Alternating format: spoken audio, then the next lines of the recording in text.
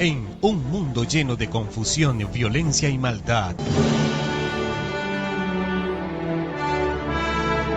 hoy sí puedes tener luz en la oscuridad. Aún sí hay esperanza. Por eso te invitamos a escuchar la Antorcha Profética, donde recibirás la única y verdadera profecía ante este tiempo final. Entérate de lo que realmente debes hacer para salir victorioso sobre Babilonia, la bestia, su imagen y su marca. La Antorcha Profética. Porque en este tiempo de oscuridad somos bendecidos al poseer la palabra profética más segura, la antorcha que alumbra el lugar oscuro hasta que el día esclarezca y el lucero de la mañana salga en nuestros corazones. La Antorcha Profética, conducido por John García.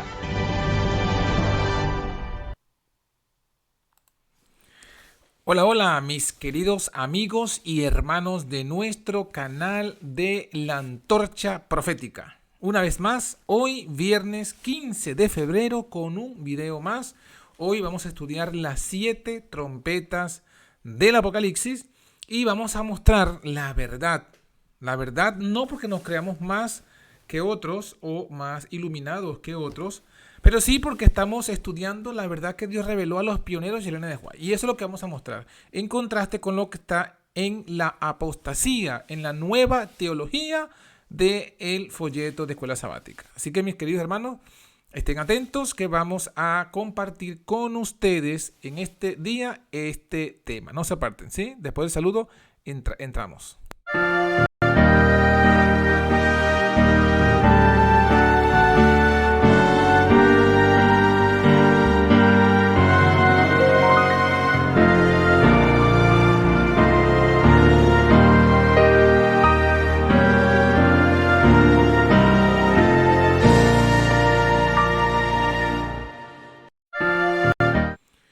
Muy bien, mis queridos hermanos, hoy estamos aquí con el tema que les tiene aquí, que lo tenemos aquí pues en pantalla, es las 7 trompetas del Apocalipsis, surgimiento y caída de los imperios del mundo. Una visión panorámica, eso es lo que vamos a estudiar hoy aquí en nuestra escuela sabática, en nuestra antorcha profética. Muy bien, vamos a comenzar pues, tenemos aquí un resumen de lo que serían los 7 sellos, ¿sí? Un resumen de lo que se estudió la semana pasada, lo que serían los 7 sellos del Apocalipsis, que tenemos aquí, van desde caballo blanco, caballo rojo, caballo negro, caballo amarillo, en las armas bajo el altar, las señales del fin, el segundo advenimiento, las fechas, y esto está sacado de Bible Reading for the Home Circle, en la página 205, o sea, lo que sería antes las hermosas enseñanzas de la Biblia. El propósito de hoy, del estudio de hoy, dado por, escrito pues en el libro de Uriah Smith, en la página 126. Este versículo introduce una nueva serie y distintas series de eventos. Nos dice aquí este pasaje, ¿no? En los sellos tenemos la historia de la iglesia durante lo que llamamos la era cristiana. Pero en las 7 trompetas que se introducen ahora, tenemos los principales acontecimientos políticos y bélicos que se producen durante el mismo tiempo. Muy bien. Entonces vamos a seguir avanzando. Las 7 trompetas en el contexto del santuario. Estas trompetas están en el contexto del santuario, mis hermanos, ¿sí? Entonces, ¿qué tenemos allí en las 7 trompetas? Apocalipsis 8:2 dice, vi a los 7 ángeles que estaban delante de Dios y le fueron dadas, ¿cuántas? 7 trompetas. Y otro ángel vino y se paró delante del altar teniendo un incensario de oro y le fue dado mucho incienso para que lo añadiese a las oraciones de todos los santos sobre el altar de oro que estaba delante del trono. Así se introduce la visión de las trompetas. La visión comienza cuando se le dan las trompetas a los 7 ángeles. Las trompetas, como tenemos aquí en el llamado, en esta parte es una llamada de guerra, ¿sí? La trompeta representa llamada de guerra, lo dice Jeremías 4:19, Primera de Corintios 14:8 y Joel 2:1 al 11. Así que las 7 trompetas que representan el llamado de, el llamado del Señor, un llamado a guerra, una advertencia, un llamado al arrepentimiento. ¿Qué más podemos decirnos de la introducción de las trompetas? Dice que separa un ángel con un incensario, y eso nos dice claramente que esta visión profética comienza no después del tiempo de gracia, no después de 1844, porque no hay en el 44 obra en el lugar santo donde se encuentra este altar de oro. En el lugar santo no hay después del 44. Pero esto ocurre en el lugar santo, por lo tanto nos dice que esto comienza en el 31, porque justamente Cristo está iniciando su ministerio en el cielo. Está comenzando su ministerio en el altar de oro. Así que las 7 trompetas no son futuristas, no están ni después del 44, ni después del tiempo de gracia, ni siquiera un corto tiempo antes del fin de la gracia, porque no están en el lugar santo. Desde el 44 la obra de Cristo está en el lugar santísimo y nadie está en el lugar santo. Así que nadie intente abrir la puerta que Jesús ya cerró desde el 44. Muy bien, ¿qué comienza qué nos muestra esta visión? Bueno, que está allí en este ángel es Jesucristo mismo, quien está como sumo sacerdote, está a la diestra del trono de la majestad en los cielos, es ministro del santuario, lo estamos viendo allí en Apocalipsis 8. ¿De cuál santuario? Del verdadero tabernáculo que levantó el Señor y no el hombre, como lo dice en Hebreos 8.1 y Hebreos 8.2. Aquí tenemos el tabernáculo, una ilustración que nos trata de ejemplificar, y fíjense que en el lugar santo, aquí en el lugar santo, está esto que ustedes ven aquí, es el altar de oro, y se encuentra en el lugar santo, separado del Santísimo, y todo lo que se hizo en este departamento del cielo, se hizo desde el 31 hasta 1844. Por lo tanto, entendemos que las trompetas están enmarcadas en el lugar santo, por lo menos el inicio de las trompetas. Aquí lo podemos ver desde otra perspectiva, el altar del incienso, el sacerdote y los muebles. En el contexto santuario, ¿qué nos dice Elena de White? ¿Cómo esto lo confirma? Elena de White dice, cuando en una visión le fue dado al apóstol Juan que viese el templo de Dios en el cielo, contempló allí 7 lámparas de fuego ardiendo delante del trono. Apocalipsis 4:5. Vio un ángel que tenía en su mano un incensario de oro y le fue dado mucho incienso. Apocalipsis 8:3. Fíjense que está haciendo referencia a las trompetas. Se le permitió contemplar al profeta el primer departamento del santuario en el cielo. Y vio allí las 7 lámparas de fuego y el altar de oro representados por el candelabro de oro y el altar del incienso en el santuario terrenal. Y aquí claramente lo dice que esto está entonces ¿en dónde? El primer departamento.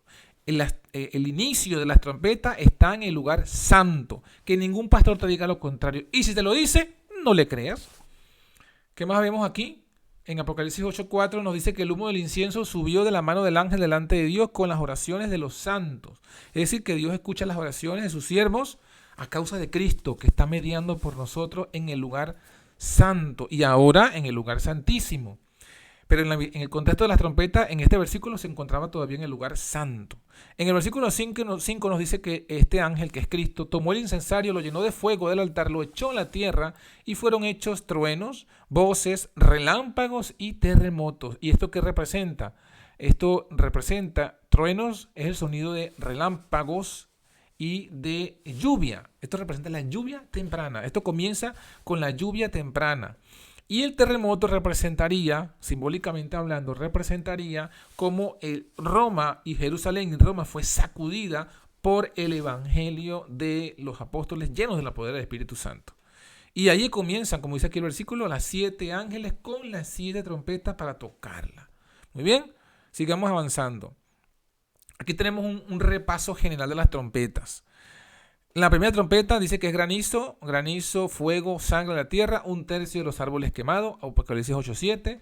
La segunda trompeta, una gran montaña ardiendo, lanzada al mar y 1/3 del mar en sangre. Se convierte en sangre, 1/3 de las criaturas marinas mueren, 1/3 de los navíos perecen.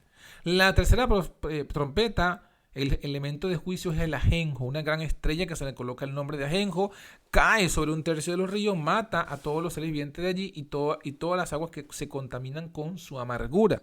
La cuarta trompeta nos representa, es el sol, que es el herido, el sol, la luna y las estrellas, pero es 1/3. 1/3 de ellos y 1/3 de la luz del día queda en oscuridad. Esas son las 4 primeras trompetas. Y las otras trompetas, tenemos la quinta, es una estrella caída que abre el abismo. Salen humo y langostas que atormentan a los idólatras y a los no sellados. Esto representa el primer ay. La sexta trompeta nos dice que sale de los cuernos del altar del incienso. Otra vez nos muestra que hasta este momento todavía están, hasta la sexta trompeta todavía se está ocurriendo todo en el lugar santo.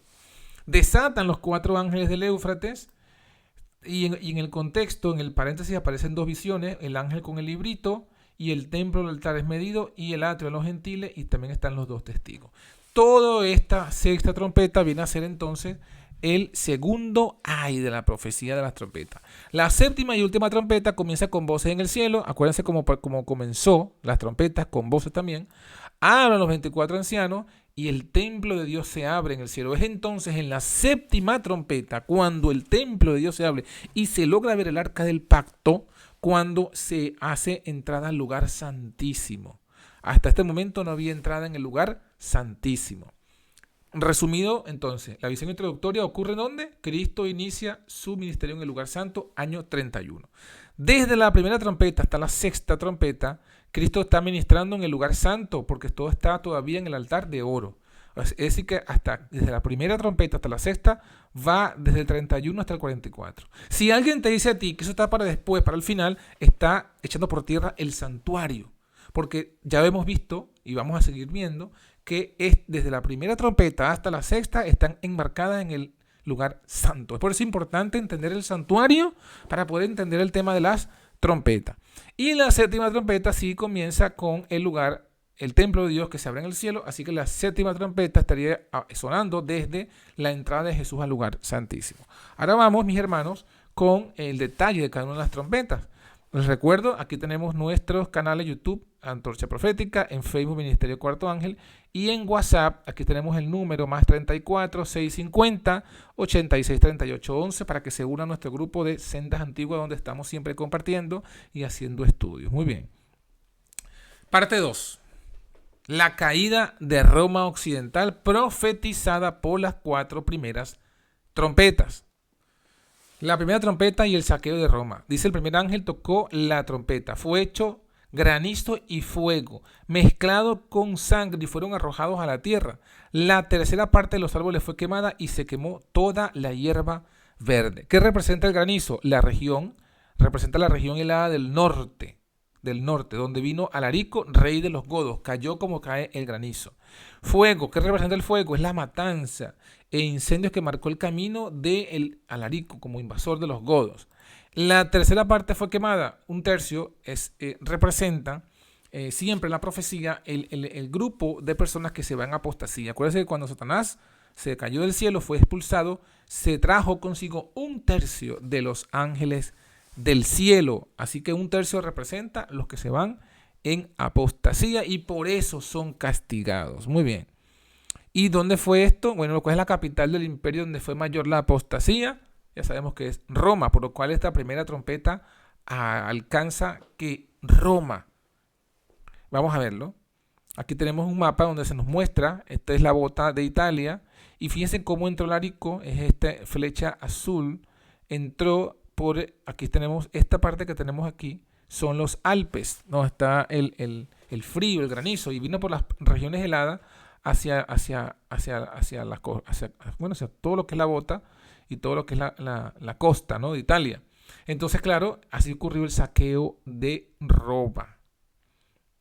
Como el granizo cayó sobre Roma. Otra imagen, otro mapa nos muestra cómo fue la invasión de Alarico, de los godos, la invasión de los godos por Alarico. Fíjense que entró de todas las regiones del norte que son heladas y cayó como se cae el granizo no solamente hacia Italia, sino también hacia España, los visigodos específicamente. Muy bien, la segunda trompeta. La segunda trompeta es la caída del Mediterráneo. Dice segundo ángel, tocó la trompeta y un gran monte ardiendo con fuego fue lanzado en el mar. La tercera parte del mar se volvió, ¿qué? Sangre. Murió la tercera parte de las criaturas que estaban en el mar, las cuales tenían vida, y la tercera parte de los navíos pereció. Este grande monte que representa, bueno, un monte, una monte en la profecía representa un reino. 7 montes y son también 7 reinos, es Apocalipsis 17.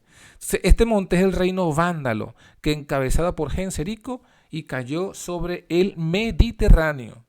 ¿Qué dice que la tercera parte del mar se tornó en sangre? Bueno, su flota controló el Mediterráneo occidental y esto representa a los soldados muertos en el mar, en esa batalla naval que hizo pues Genserico. Y la tercera parte de los navíos pereció representa la derrota de las naves romanas incendiadas por Genserico en el Mediterráneo, las Islas Baleares, Córcega, Sicilia y Cerdeña, que todos pasan al control del reino vándalo y por tanto pasan al control o se convierte en un ataque duro y fuerte a la economía de Roma, porque acuérdense que en aquellos tiempos y todavía al presente, la economía se mueve en lo que sería el mar, ¿no? Y la salida de toda el Roma era por el estrecho de Gibraltar, que está justamente donde estaba controlado por el reino vándalo. Vamos a ver un mapa que tenemos aquí al respecto. Fíjense, aquí tenemos lo que estamos diciendo: Córcega, Cerdeña, Baleares, el norte de África, el reino de los vándalos. Este es el estrecho de Gibraltar, este que está aquí donde dice Cádiz y más adelante, y todos los navíos que iban a entrar o salir de Roma tenían que pasar por aquí y estaban al control del reino de los vándalos. Así que este fue el segundo golpe que fue infligido sobre Roma como castigo.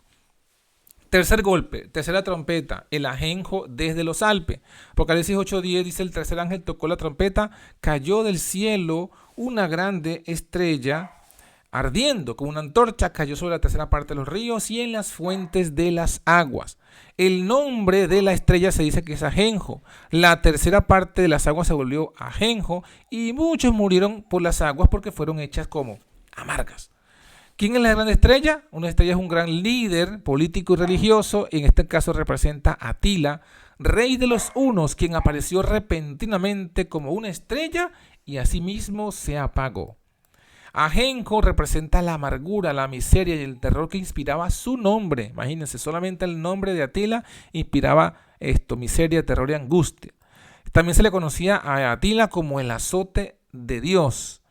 Y justamente su conquista también fue por los Alpes, donde vienen los ríos, que los ríos trajeron esta amargura. Su flota controló los Alpes, desde allí operaron en aquellas porciones del imperio donde los ríos descienden a Italia. Aquí tenemos otro mapa que nos lo muestra, ¿no? Aquí tenemos esta parte, lo oscuro es el continente y lo amarillo es el mar. Y aquí vemos los hunos en el siglo V, 428, 468, entra y por aquí, serían los Alpes, controla donde descienden los ríos y de allí baja la amargura como baja el río. Muy bien, avanzando, vamos a la cuarta trompeta. La cuarta trompeta son las luminarias heridas, 476 después de Cristo. Apocalipsis 8:12 dice: el cuarto ángel tocó la trompeta y fue herida la tercera parte del sol, la tercera parte de la luna y la tercera parte de las estrellas, de tal manera que se oscureció la tercera parte de ellos y no alumbraba la tercera parte del día, lo mismo que de la noche. ¿Qué representa esto? Bueno, el sol acuérdense que el sol es el dios, la deidad principal del imperio romano, y la personificación del sol, de esa deidad, estaba en el emperador. Así que cuando dice que se hirió la tercera parte del sol, está haciendo una herida, un ataque al emperador de Roma. Y esto es porque Odoacro, que fue quien cumplió esta trompeta, suprimió al último emperador de Roma, que se llamaba Rómulo Augustulo. También suprimió el Senado y el consulado, que vendrían a ser representados por la luna y las estrellas. Este fue el golpe definitivo con el cual Roma, la parte de Occidente, cae bajo el influjo de estas trompetas.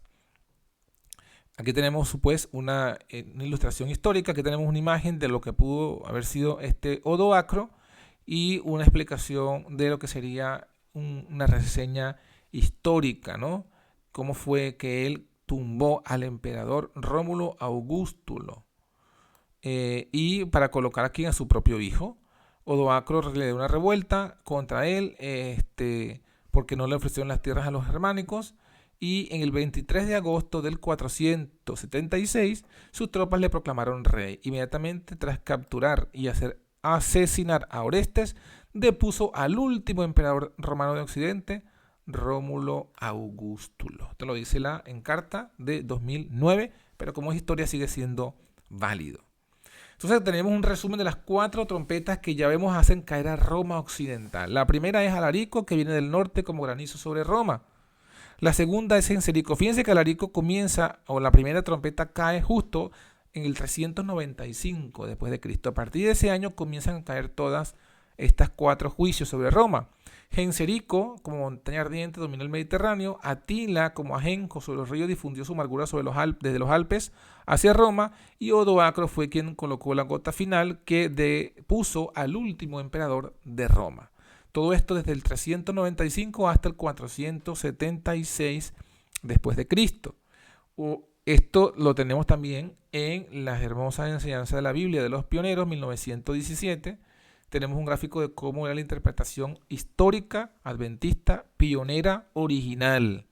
¿Sí? Nada que ver ni con las interpretaciones futuristas, ni con las reinterpretaciones historicistas que presentan, por ejemplo, el folleto. El folleto dice otra cosa. Miren que vamos a hacer un resumen. Primera trompeta, Alarico. Segunda, Genserico. Tercera, Atila. Cuarta, Odoacro, ¿no? Esta es la caída de Downfall of Western Rome. Caída del Roma occidental. Esta interpretación historicista adventista. Ahora, la nueva. El engaño de la escuela sabática. La nueva teología de la escuela sabática. Miren lo que dice aquí. El lunes 11 de febrero, lección 7, el significado de las trompetas. Y al final de la página ponen esto. Las 7 trompetas se aplican aproximadamente a los mismos periodos que abarcan las 7 iglesias y los 7 sellos, dicen. Las 2 primeras trompetas anuncian juicios sobre las naciones que crucificaron a Cristo y persiguieron a la iglesia primitiva, a la Jerusalén rebelde y al imperio romano. Y ya está. Lo colocan allí sin explicación, sin versículo, sin nada. Reinterpretan la profecía a su antojo y la colocan allí. La tercera y cuarta trompeta retratan el juicio celestial contra la apostasía de la iglesia cristiana en el periodo medieval. Fíjense ahora cómo se van a esto. La quinta y la sexta trompeta describen las facciones enfrentadas del mundo religioso a fines del medioevo y el periodo posterior a la Reforma. Estos periodos se caracterizan por una creciente actividad demoníaca que finalmente encamina al mundo a la batalla del Armagedón. Entonces, fíjense cuán errada, cuán cambiada está la interpretación y cuán escueta que no colocan una sola explicación. Realmente da tristeza, porque la gente espera pues más información, más estudio, y lo que dan es algo allí que no tiene ninguna base y ni le explican bien siquiera. Este es el engaño de la escuela sabática, contrario a lo que vemos aquí, que era la interpretación de los pioneros de la iglesia primitiva, ¿no? Bueno, avanzando pues en nuestro estudio, siguiendo descubriendo lo que es nuestra fe, la pregunta surge: ¿por qué Roma fue castigada así? ¿Por qué vieron estos 4 juicios sobre Roma? Bueno, porque primero acumuló varios pecados. El dragón, que era Roma, intentó destruir a Cristo al nacer. Acuérdense lo que hizo Herodes. Cuando el dragón vio que no pudo perseguir a Cristo, entonces persiguió a la mujer que parió el hijo varón. Esta es la iglesia. La mujer no es la Virgen María. La mujer es la iglesia. ¿Y qué pasó? ¿Qué fue lo que hizo? Entonces, bueno, Dios dejó que el diablo, que Roma, persiguiera a la mujer, la echó en la cárcel por 10 días. Acuérdense lo que dice Apocalipsis 12:10. Esta fue la persecución del 303 al 313, que comenzó con Diocleciano y terminó con el edicto de tolerancia de Milán que escribió Constantino en el 303. Pero, aunado a esto, vino otro punto más terrible de todos. Un pecado por el cual fue la caída de Roma. Acuérdense que le dije que la primera trompeta comenzó en el 395. Poco antes vino la gota definitiva de la apostasía que causó la ruina de Roma. Acuérdense que cuando viene la apostasía nacional, luego viene entonces la ruina nacional. ¿Cuál fue la apostasía nacional de Roma? Bueno, comienza con Constantino, que le da, como ya vimos, la libertad al cristianismo, y luego él mismo comienza a hacer apostasía de la iglesia y convoca el concilio de Nicea 325 después de Cristo e introduce la Trinidad. Eso lo dice la historia, hermanos. Eso está en la historia. La apostasía que introdujo Constantino consistió en la Trinidad. Pero luego hubo una lucha, una batalla, porque luego se montaron unos emperadores arrianos y hubo allí, digamos que, conflictos porque no se estableció ninguna posición oficial, porque venía uno, luego venía otro emperador y ponía otra posición. Pero el golpe definitivo lo colocó fue Teodosio. Teodosio causó el debilitamiento de Roma. Teodosio hizo la apostasía nacional que convino o que se manifestó en la ruina nacional de Roma. ¿Cuál fue la apostasía nacional que introdujo Teodosio? Bueno, él hizo de la Iglesia Católica la única iglesia oficial en el Imperio Romano en el 380. Impuso la Trinidad y comenzó una persecución a los que no aceptaban la Trinidad. Esto fue la causa de la caída del imperio. A causa de esta apostasía nacional vino la ruina nacional. Tenemos aquí el edicto de Tesalónica que hizo Teodosio. Edicto de aquella ciudad a donde estaba una iglesia a la cual Pablo le escribió y les advirtió justamente del anticristo. ¿Qué fue lo que decía el edicto de Teodosio? El edicto de Tesalónica. Lo leemos aquí. Es nuestro deseo que todas las diversas naciones que están sometidas a nuestra clemencia y moderación deben continuar en la profesión de esa religión que fue transmitida a los romanos por el divino apóstol Pedro, tal como ha sido conservada por la fiel tradición que actualmente es profesada por el pontífice Dámaso y por Pedro, obispo de Alejandría, un hombre de santidad apostólica. De acuerdo con la enseñanza apostólica y la doctrina del Evangelio, creemos en una sola deidad del Padre, el Hijo y el Espíritu Santo, en igual majestad y en una santa Trinidad. Miren, autorizamos a los seguidores de esta ley que asuman el título de católicos cristianos, pero por lo que se refiere a los otros son los arrianos, los que no se sujetaron a la Trinidad. Por lo que se refiere a los otros, pues en nuestro juicio ellos son locos insensatos. Decretamos que sean señalados con el ignominioso nombre de herejes y no pueden pretender dar a sus conventículos el nombre de iglesias. Ellos sufrirán en primer lugar la reprensión de la condena divina y en segundo lugar el castigo de nuestra autoridad que de acuerdo con el deseo del cielo decidirá infligir. Miren lo terrible y lo iluminador para nosotros proféticamente hablando de este edicto. Este edicto fue hecho por el emperador romano Teodosio. ¿Y qué es lo que él establece? Como ya dijimos, hace de la Iglesia Católica la única iglesia oficial. ¿Pero cuál? La Iglesia Católica.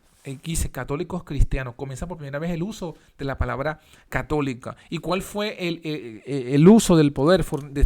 Aquí la Iglesia fornica con el Estado. ¿Y cuál fue el edicto que se hizo? Bueno, se impuso la Trinidad, la sola deidad del Padre, del Hijo y del Espíritu Santo en igual majestad y en una santa Trinidad. Eso fue lo que se estableció Teodosio. Antes que viniese pues el poder del papado, ya se estableció por imposición la Trinidad. El nombrarse católico cristiano y el negar a los que no fuesen trinitarios este título de cristiano. Más bien, como dice aquí, somos llamados locos insensatos. Así que muchos de nuestros que nos siguen pues en este canal y que siempre están pendientes para atacarnos, están felices y contentos con San Teodosio, porque ¿sabían algo? Teodosio es un santo, fue canonizado por la Iglesia Católica por esto. Y muchos que siguen, muchos adventistas nominales que defienden la Trinidad, son realmente seguidores de San Teodosio y estarían muy contentos con Teodosio, no solamente en esto, sino en lo que viene a continuación, porque no solamente somos llamados locos, sino que aquí dice que seremos llamados herejes, como nos llaman. No se nos dice que podemos llamar a nuestros grupos iglesias y se amenaza de la persecución. Hermanos, este es el edicto de Tesalónica. Y ¿saben qué? Como ya dije, la Iglesia Católica lo hizo santo. ¿Qué quiere decir? Que esto es la voluntad de la Iglesia Católica cuando asuman el poder, cuando surja un nuevo Teodosio que haga de la Iglesia Católica la Iglesia oficial, donde sea que suceda, se va a imponer este edicto de Tesalónica. Así que mis hermanos, profecía e historia, causa de la caída de Roma, apostasía nacional, causante de la ruina nacional. ¿Qué fue la persecución? Dice que en el 390 ordenó la masacre de 7.000 ciudadanos porque no se sujetaron a su doctrina, a sus mandatos, a su edicto. Y aquí lo vemos con la aureola de un santo, San Teodosio, patrono de los trinitarios. San Teodosio, patrono de los trinitarios. Así que, adventistas trinitarios, aquí tienen a su patrono, San Teodosio. Bueno, ¿qué más dice A.T. Jones? Hemos encontrado en la profecía de las 7 trompetas que es consecuencia de la formación del papado, de la cual vino la gran apostasía del cristianismo. El papado fue hecho en el Imperio Romano por la unión de la iglesia apóstata con la república, en la cual había degenerado en un despotismo imperial, y el resultado fue el Imperio Romano en la formación del papado. El resultado de esta unión, pues, de unir el Imperio Romano con el papado, fue la completa ruina de ese imperio, lo que estábamos diciendo. La ruina fue cumplida por los poderosos ejércitos de los pueblos del norte, los cuales en una sucesión de poderosas mareas inundaron el imperio occidental de Roma en el tiempo cubierta por las primeras 4 de las 7 trompetas. Aquí está. Ya no es solamente que lo dice John García, ni la antorcha profética, lo dice aquí A.T. Jones. La causa de la ruina de Roma fue unirse con el papado. ¿Y ya vimos en qué? Se unió en la Trinidad. ¿Quién fue el que hizo el concilio de Constantinopla, donde se estableció que se adoraba al Espíritu Santo? Teodosio, San Teodosio, patrono de los trinitarios. Así que, mis queridos hermanos, verdad, historia se está mostrando para que seamos iluminados al respecto. Bueno, avanzando. La caída de Roma se ejecutó y se dividió.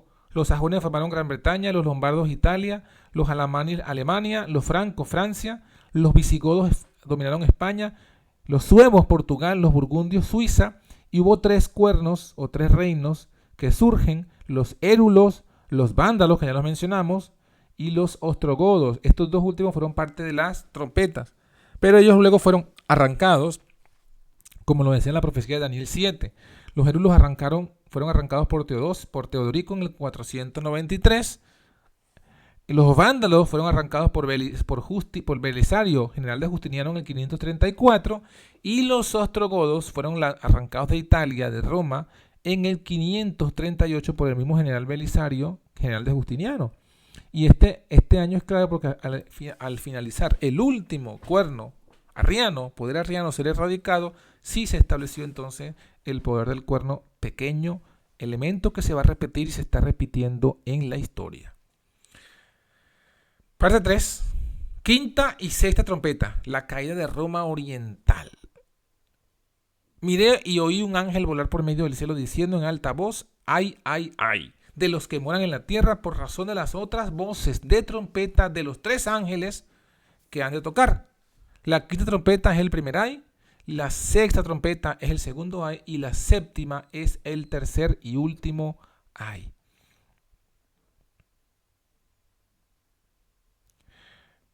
La quinta trompeta, ¿de qué nos dice? Nos dice que el quinto ángel tocó la trompeta, vi una estrella que cayó del cielo en la tierra y le fue dada la llave del pozo del abismo. La estrella es un ministro de Dios, pero si es una estrella caída, es, como dice Judas 1.3, es un falso apóstol y falso profeta. Así que aquí está hablando de un falso apóstol y profeta que caería. ¿Y a dónde? En el abismo. El abismo representa la tierra desordenada, vacía y en tinieblas.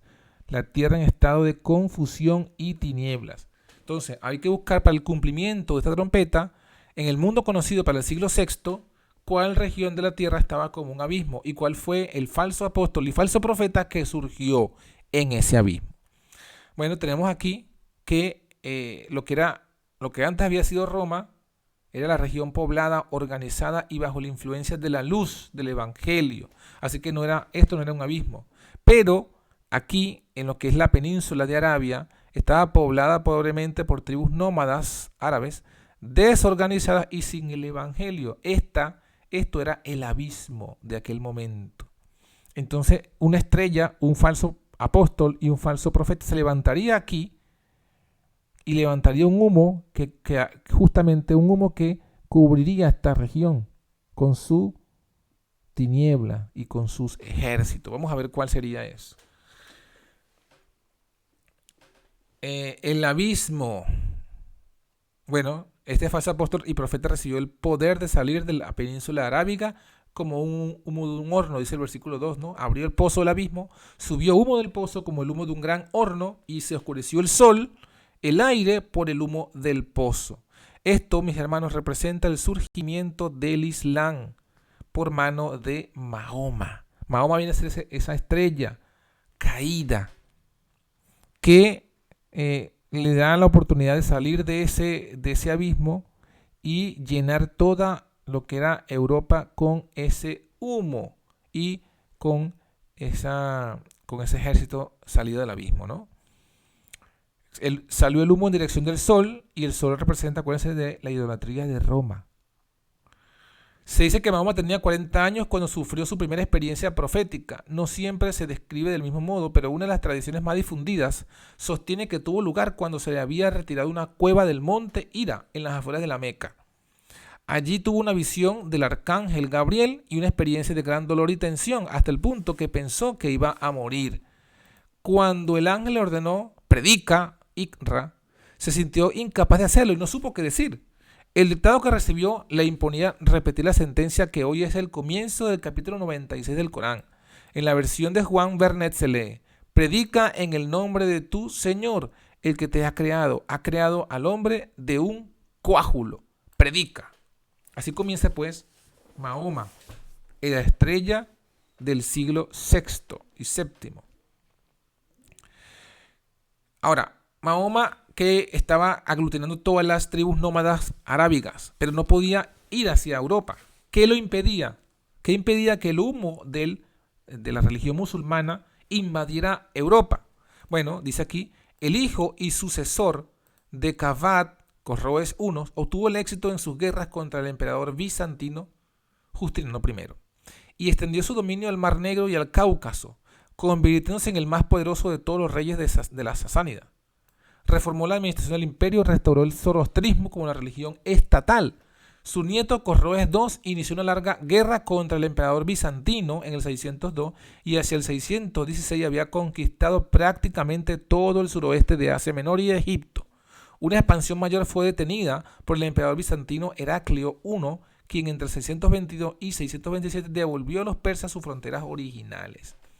¿Esto qué nos dice? Bueno, miren, aquí tenemos en el mapa, ¿verdad? Esta es la región del Sol, por así decirlo, donde estaba Roma. Y ahora estaba dominando por la Roma papal, que también adoran al Sol. Y esta parte donde está Beirut, Damasco, este era el imperio persa. Y este imperio persa era como un tapón que impedía que todas las tribus nómadas árabes que estaban ahora abrazando la doctrina de Mahoma pudiesen entrar aquí con ese humo. Entonces esa era como la llave que impedía, o la puerta que impedía, el imperio persa impedía que los musulmanes entraran en Europa. Pero la profecía nos dice que se le daría la llave, ¿no? La llave para abrir el humo del pozo. ¿A quién? A la estrella. ¿Quién es? Mahoma. ¿Y cómo ocurrió esto? Bueno, dice aquí en la página 42, en la lámina 42, Corroes, después de su completa derrota y la pérdida de su imperio, fue asesinado en el año 628 y en el 629 queda señalado por la conquista de Arabia, la primera guerra de los mahometanos contra el imperio romano. Cuando se hubo agotado la fuerza del imperio romano y el gran rey de Oriente yacía muerto en su torre tenebrosa, el saqueo de la ciudad oscura de los confines de Siria fue el preludio de una poderosa revolución. Los ladrones eran los apóstoles de Mahoma y su valor fanático brotaba del desierto. Dice Alejandro, fue citado en Alejandro Kate, Señales de los Tiempos, tomo 1, página 298. Ahí tenemos entonces que Corroes muere y se conquista el imperio persa, se le quita la puerta, la llave del abismo. Y comienza a suceder lo que dice el versículo 11, que surgen del humo langostas. Langostas que tienen por rey al ángel del abismo, cuyo nombre en hebreo es Abadón y en griego es Apolión, que significa destructor. Dice Smith, Uriah Smith en su libro, en la página 147, desde la muerte de Mahoma hasta casi fines del siglo XIII, estuvieron los mahometanos divididos en varias facciones bajo diversos caudillos, pero sin gobierno civil general que los abarcase a todos. Hacia fines del siglo XIII, Othman fundó un gobierno o imperio que creció hasta extenderse sobre todas las principales tribus maometanas, consolidándolas en una gran monarquía. Y es así como surge, ¿qué cosa? El imperio turco-otomano. El imperio turco-otomano, por eso se llama otomano, porque viene de Othman. Todas esas langostas, que eran tribus musulmanas, independientes, tienen un rey. Se colocan bajo un rey. ¿Cuál fue el rey? Y el imperio, el reino, Othman, el reino de Othman. Este Othman viene a ser el ángel del abismo. Él fue, vamos a decirlo así, él fue el primero de estas sultanes, califa, el califato, el primer califa general de todas las tribus musulmanas, el ángel del abismo, cuyo nombre en hebreo es Abadón y en griego es Apolión. ¿Y cuál fue su primer ataque? Vamos a verlo aquí.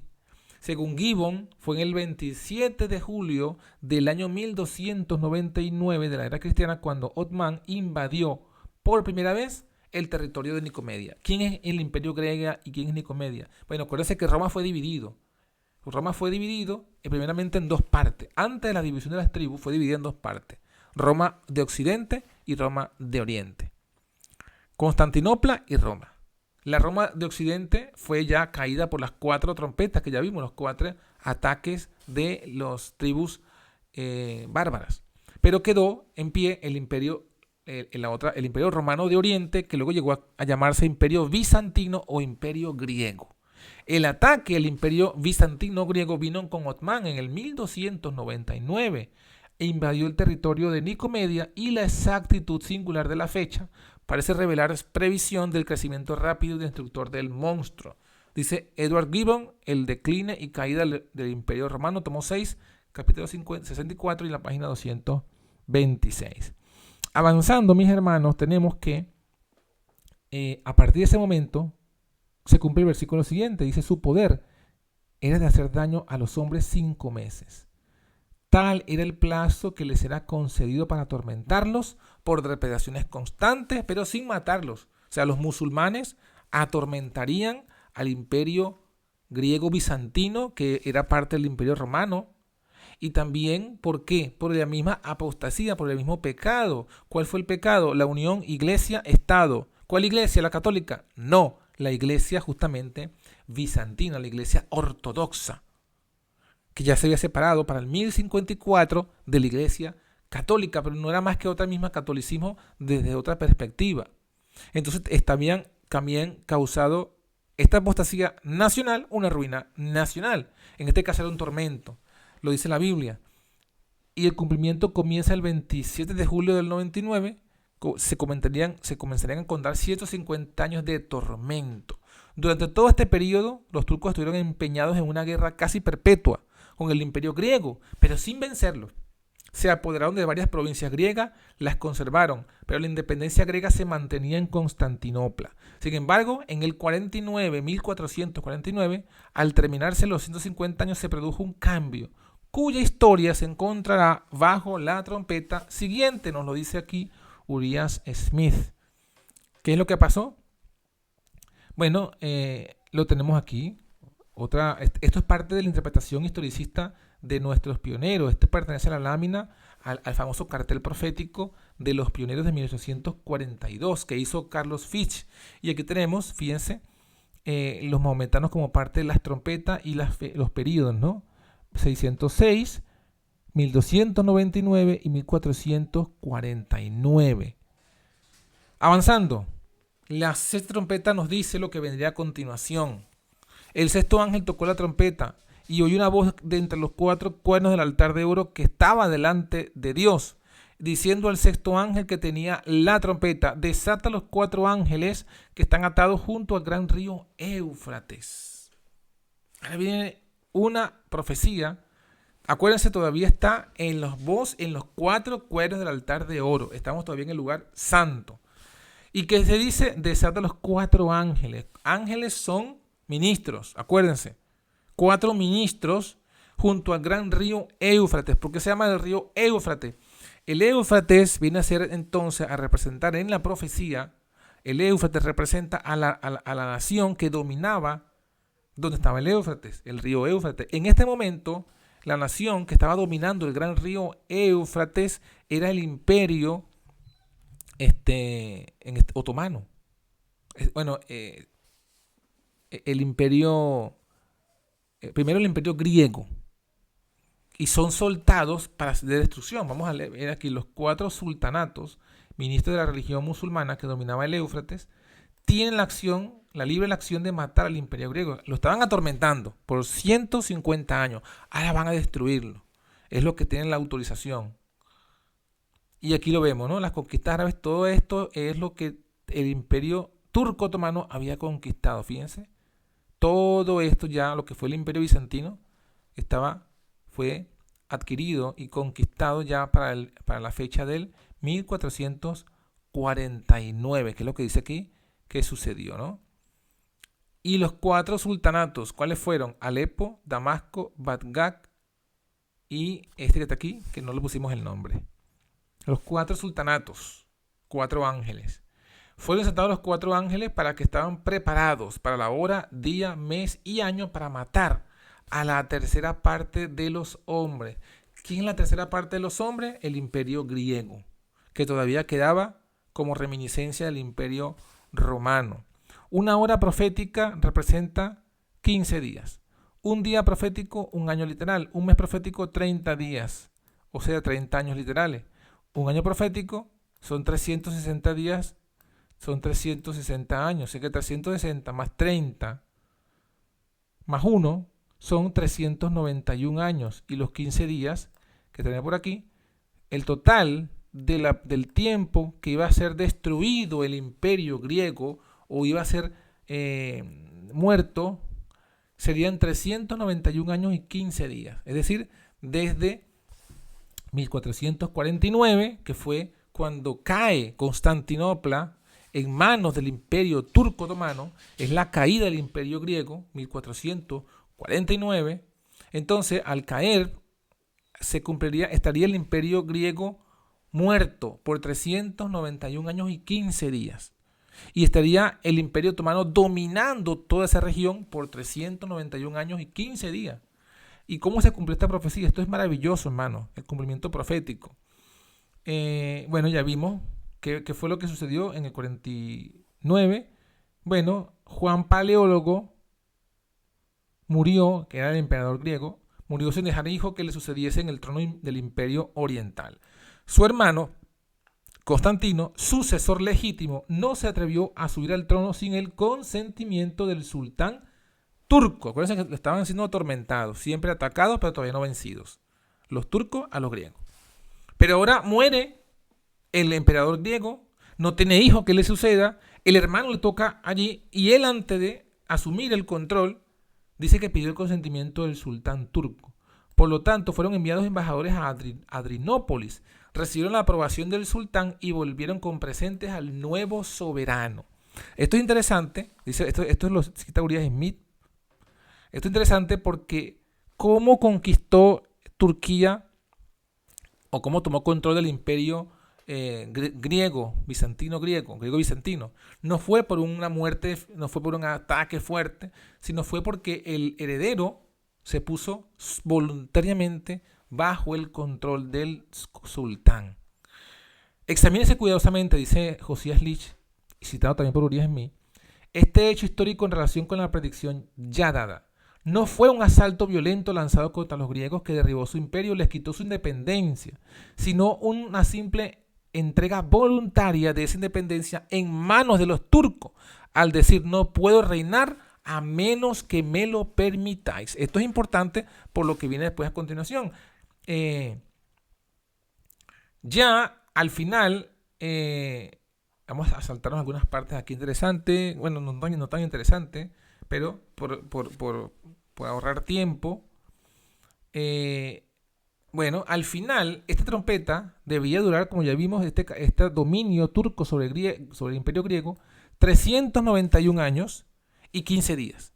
Comenzarían el 27 de julio del 449, cuando sucedió lo que ya vimos. Constantino se mandó la comitiva para pedir permiso al sultán para él ser el emperador griego, Y contando lo que decía la profecía con la perfección, 391 años y 15 días, Josías Lish hizo el cálculo que lo llevó hasta el 11 de agosto de 1840. Y allí él pronosticó que vendría a ser la caída del Imperio Otomano. El 11 de agosto de 1840. Ahora, vamos a ver cómo sucedió esto. El 11 de agosto debía finalizar el poder del Imperio Turco sobre Grecia. ¿Qué nos dice Josías Lish? Fue uno de los participantes de esa en pleno proceso de desarrollo de los acontecimientos. Dice, a juzgar por la manera en que comenzó la supremacía otomana, a saber por un reconocimiento voluntario de parte del emperador griego de que solo reinaba por permiso del sultán turco, habríamos de concluir naturalmente que a la caída o desaparición de la independencia turca se habría de producir de la misma manera, y que al fin del periodo especificado, es decir, el 11 de agosto de 1840, el sultán habría de entregar voluntariamente su independencia en manos de las potencias cristianas. Esto lo escribió él antes de la fecha. Antes de la fecha. ¿Y qué ocurrió? Bueno, Elena de White lo comenta. Conflicto de los siglos. Parecería que este montón de datos históricos no tienen relevancia en el contexto del conflicto de los siglos. Y sí la tiene porque Dios le instó a que lo colocase allí. En 1840, otro notable cumplimiento de la profecía despertó interés general. 2 años antes, Josías Lish, uno de los principales ministros que predicaban el segundo advenimiento, publicó una explicación del capítulo 9 del Apocalipsis, que predecía la caída del Imperio Otomano. Según sus cálculos, esa potencia sería derribada en el año de 1840 durante el mes de agosto. Y pocos días antes de su cumplimiento escribió, admitiendo que el primer periodo de los 150 años se haya cumplido exactamente antes que Diacose subiera al trono, con el permiso de los turcos, y que los 391 años y 15 días comenzaran al terminar el primer periodo, terminarán el 11 de agosto de 1840, día en que puede anticiparse que el poder otomano en Constantinopla será quebrantado. Esto lo dijo él días antes. Y esto es lo que creo que va a confirmarse, lo dijo Josías Lish, y aparece en la Science of the Time el 1 de agosto de 1840. Lo dijo 10 días antes, hermano. 10 días antes tuvo la audacia profética de decir esto, basado en la profecía. ¿Qué pasaría? ¿Se habrá cumplido? Bueno, en la misma fecha, dice el conflicto de los siglos, en la misma fecha que había sido especificada, Turquía aceptó, por medio de sus embajadores, la protección de las potencias aliadas de Europa y se puso así bajo la tutela de las naciones cristianas. El acontecimiento cumplió exactamente la predicción. Cuando esto llegó a saberse, multitudes se convencieron de que los principios de interpretación profética adoptados por Miller y sus compañeros eran correctos, con lo que recibió un impulso maravilloso el movimiento adventista. Hombres de saber y de posición social se adhirieron a Miller para divulgar sus ideas, y de 1840 a 1844 la obra se extendió rápidamente.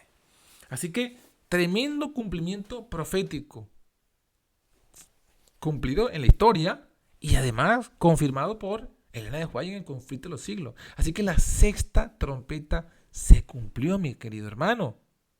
Entonces no hay trompeta sexta para el futuro. Queda así la profecía.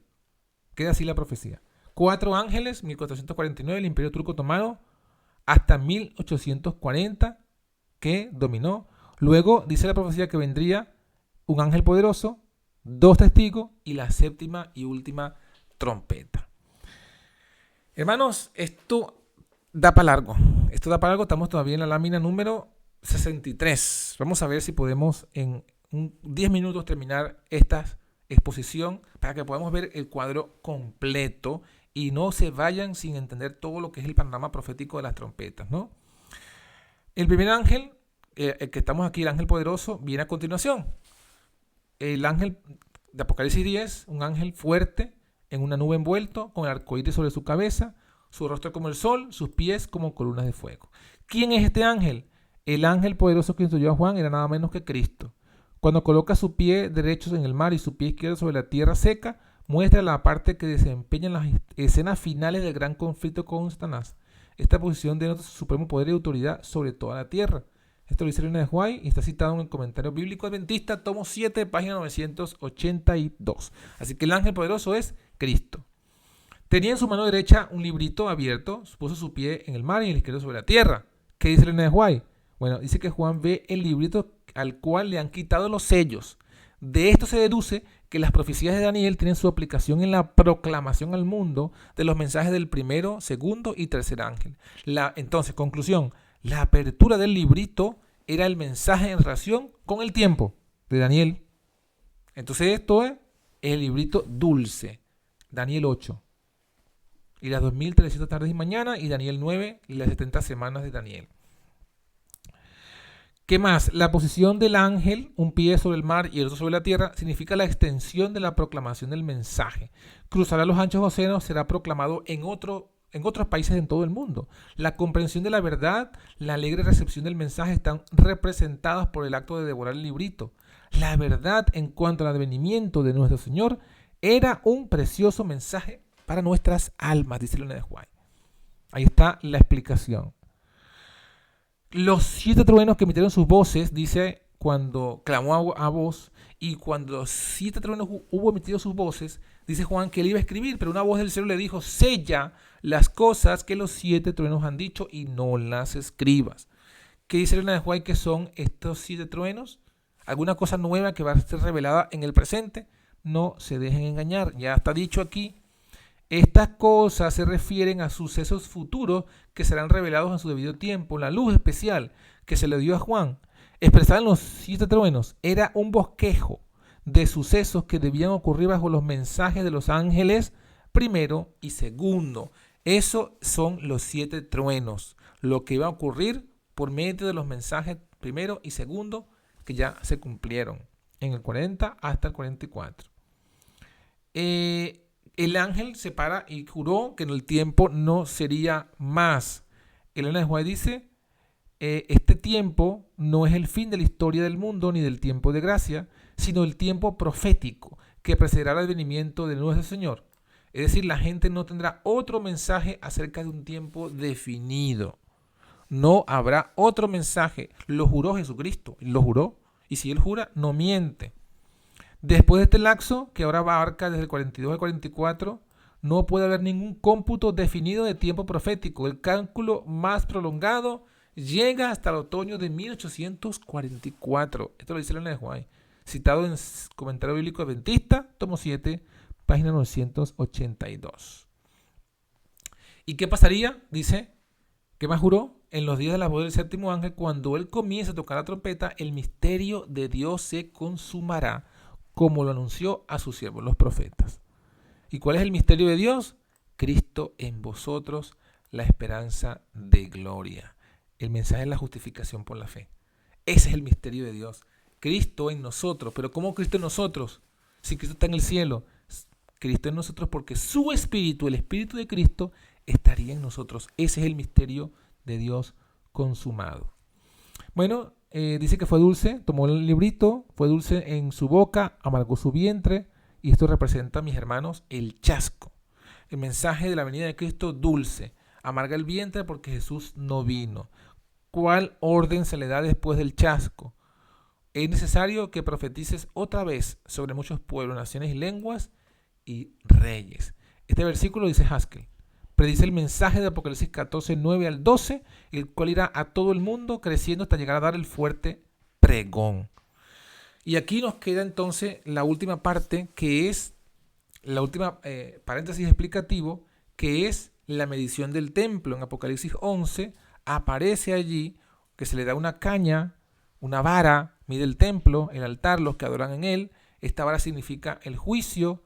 Y medir el templo significa medir el juicio en el templo celestial. Y el santuario tiene 3 partes, porque se dice en el versículo 2, echa fuera el patio, no lo midas, porque se ha dado a los gentiles, y esos gentiles hollarán la ciudad santa 42 meses.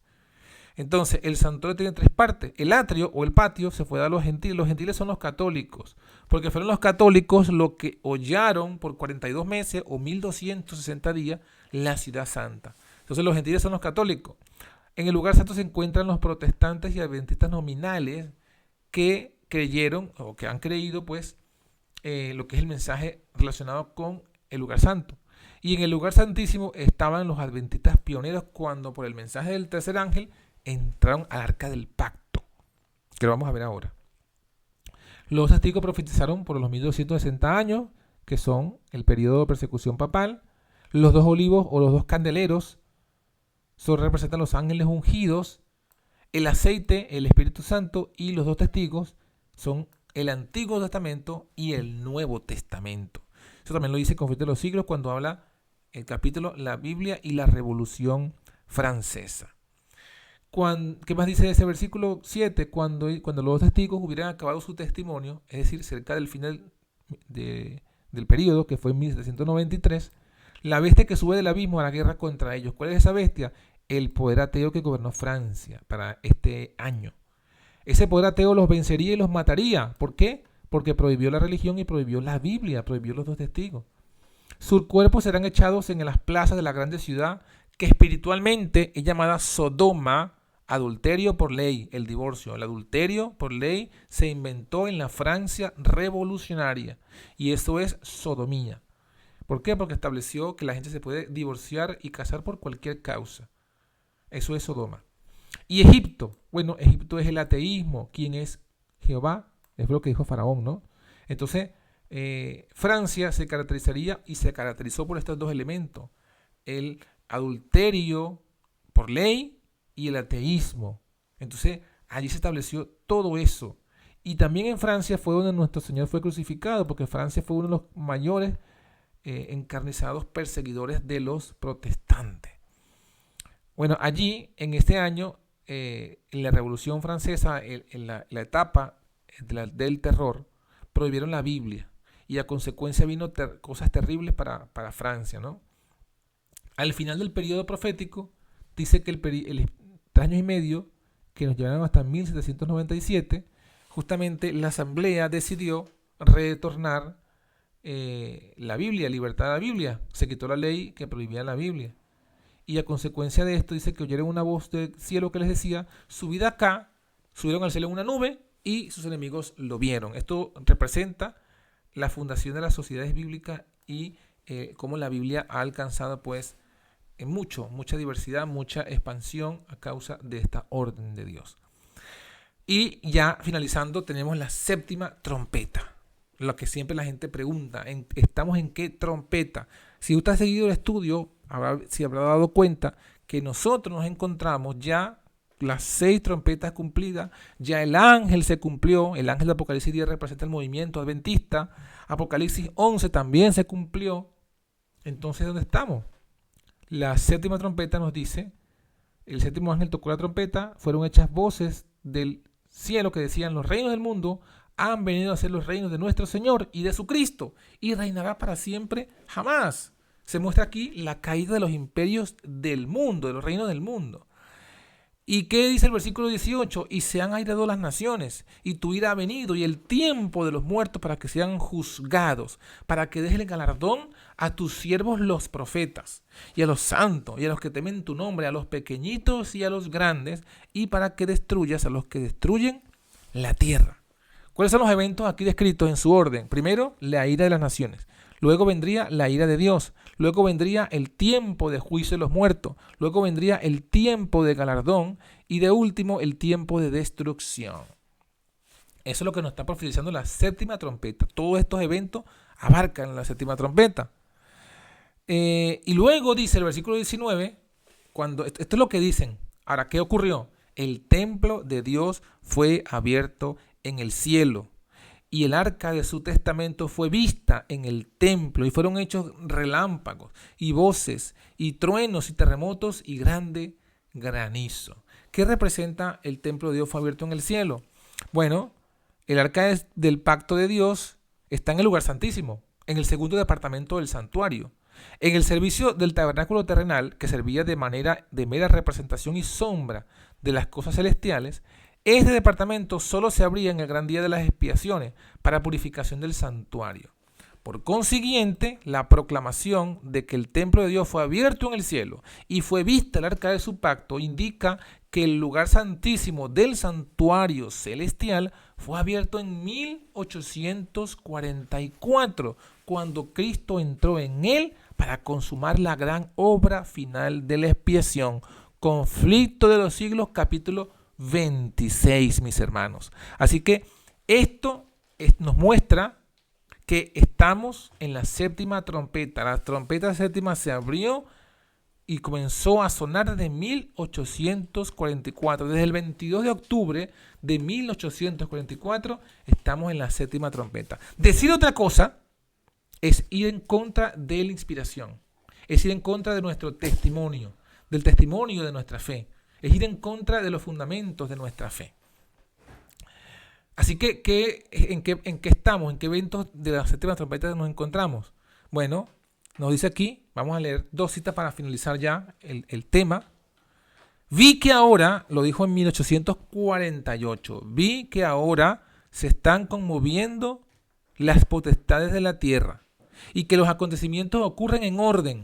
Guerras, rumores de guerra, espada, hambre, pestilencia, conmueven primero las potestades de la tierra y después la voz de Dios sacudirá el sol, la luna y las estrellas y también la tierra. Vi que la conmoción de las potencias europeas no es, como enseñan algunos, la conmoción de las potestades del cielo, sino la de las airadas naciones. Esta cita es valiosa, estos primeros escritos, página 41. Es muy valiosa la cita porque nos dice que en ese ahora, que es 1848, se estaban conmoviendo las potestades de la tierra. Y eso significaba la conmoción de las airadas naciones. Así que la ira de las naciones, que es el primer evento, de la séptima trompeta, comenzó a cumplirse en 1848. Esto es una segunda evidencia de que la séptima trompeta comenzó en 1844. Esto es lo que nos dice en la cita. Y nos dice, además, muchos elementos que estarían para otro video, cuáles son los acontecimientos que vienen en ese orden. Y luego vendrían las guerras y rumores de guerra. Y fíjense que justo cuando muere Elena de White se cumple, porque comienza la Primera Guerra Mundial y la Segunda Guerra Mundial. Y después vendría la espada, hambre, pestilencia. Y después vendría el resto del cumplimiento del sexto sello. Pero ese es otro video. Y la última cita la tenemos aquí. Esta es la última cita. Esta es la última cita. ¿Qué nos dice entonces, mis hermanos? Que estamos ya en la séptima trompeta. Estamos en el que la ira de las naciones se ha cumplido y está incrementándose. Otro video que haremos cuando lleguemos al tema de las plagas, vamos a ver la continuación de las trompetas. Porque lo que está pasando, lo que hemos estudiado del surgimiento del Imperio Otomano en el Medio Oriente, dominando lo que sería el río Éufrates, es el inicio de lo que luego se va a complementar en el Armagedón. Y todo lo que estamos viendo en Siria, en Irak, lo que hemos visto en Irak, lo que hemos visto en Siria, en Turquía, lo que hemos visto allí mismo en Palestina, lo que ha sido el movimiento de las piezas entre Rusia, entre China, entre Estados Unidos, Europa, todo eso tiene que ver con el Armagedón y los eventos finales. Esa era la interpretación de nuestros pioneros, cómo veían el mundo en relación con la profecía. Y hemos perdido ese norte. Hemos perdido ese norte porque la nueva teología ha quitado y ha oscurecido esta interpretación. Y se han colocado otras interpretaciones que no iluminan el tiempo que estamos viviendo. Estamos viviendo en la séptima trompeta, estamos viviendo en el momento que la ira de las naciones se está incrementando y como leímos en la cita al final, guerras, rumores de guerra han ido cumpliéndose, espada, hambre, pestilencia, están conmoviendo las potestades de la tierra hasta que llegue el mundo al Armagedón y entonces luego dice que vendrá la voz de Dios que sacudirá el sol, la luna y las estrellas, vendrá el fin, así que estamos en ese momento. Mi llamado es, hermanos, no sigamos las interpretaciones nuevas ni las futuristas que son totalmente contrarias y que derrumban nuestra fe, ni las nuevas interpretaciones llamadas historicistas, cuando realmente es una reinterpretación de la luz que fue dada, contraria al conflicto de los siglos, contraria a la revelación inspirada, contraria a lo que dijeron nuestros primeros hermanos. Vayamos a las sendas antiguas. Estamos viviendo en tiempos solemnes, horas solemnes estamos viviendo, y es necesario que entendamos bien estas cosas para que podamos saber hacia dónde va la profecía, qué tenemos que hacer, qué tenemos que predicar. Y así como Josías Lich predicó clara y contundentemente esta trompeta y dio un impulso al movimiento adventista, así la predicación correcta de las profecías y la predicación anticipada de los eventos que van a cumplirse va a dar poder al fuerte pregón final.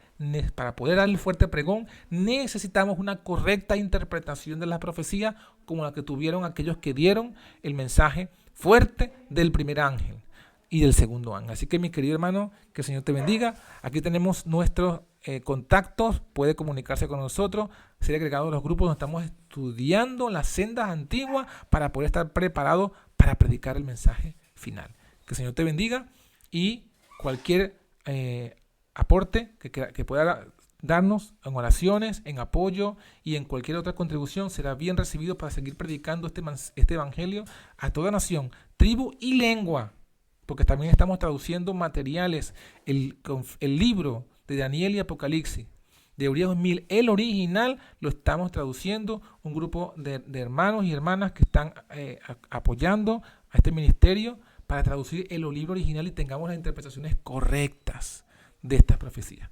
Bueno, así que con su oración, con su apoyo, seguiremos adelante. Dios les bendiga. Sigamos adelante, firmes en la fe, contra todo lo que se oponga a la verdad presente. Feliz sábado. Que el Señor les bendiga.